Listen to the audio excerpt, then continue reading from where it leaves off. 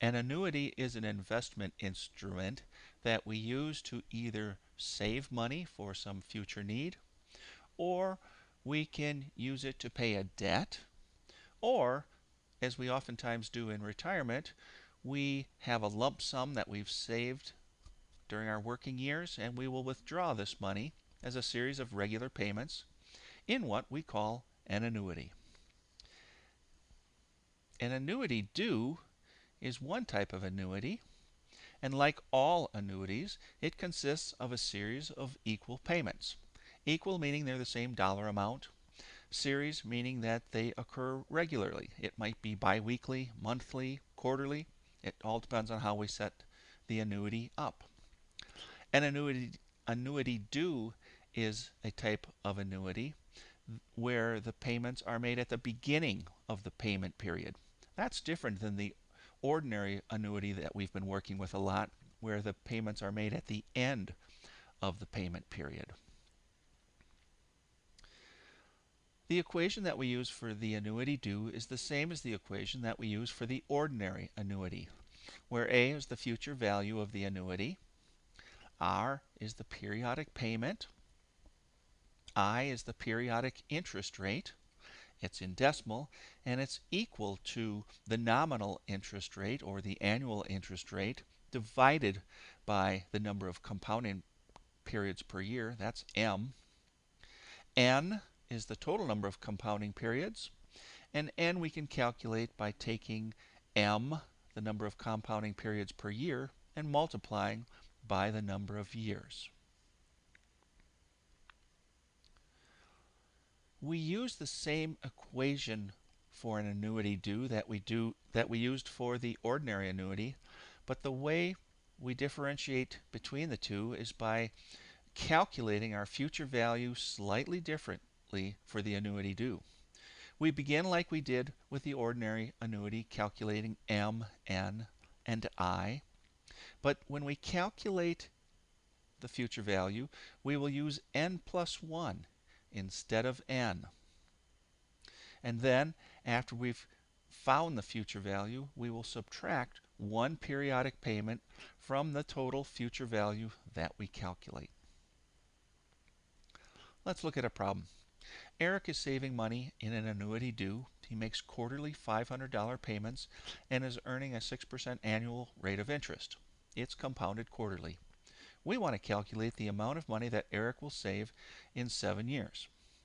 Well, we start this problem the same way we've started so many problems in this section, by looking at by determining what M, N, and I are.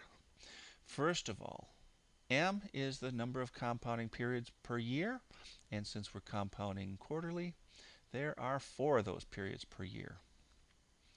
N is equal to M times the number of years, and in this problem we know M is 4, and we know Eric's saving money for 7 years, so we know that N is 28. However, this is an annuity due, so recall we are not going to use N in our equation. We're going to use N plus 1, which will be 29. I is our periodic interest rate, and we take our annual or our nominal rate of 6%, and we divide by M, which is 4, giving us 1.5. Come on, pen. 1.5%. All right, now we're ready to plug in our values into our annuity equation. And let's see, we're trying to find A, the future value of the annuity. Eric makes $500 payments per quarter. We have 1 plus our periodic interest rate, which is 1.5%. So that's 0.015. Raise that to the, normally we would use N, but it's an annuity due, we use N plus 1, or 29.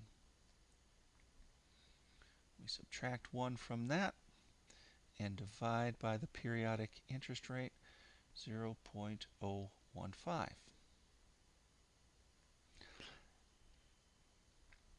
I'm now ready to calculate the future value of the annuity.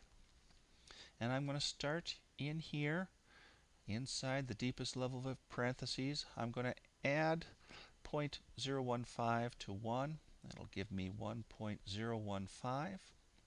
I'm going to raise that to the 29th power equals 1.53998.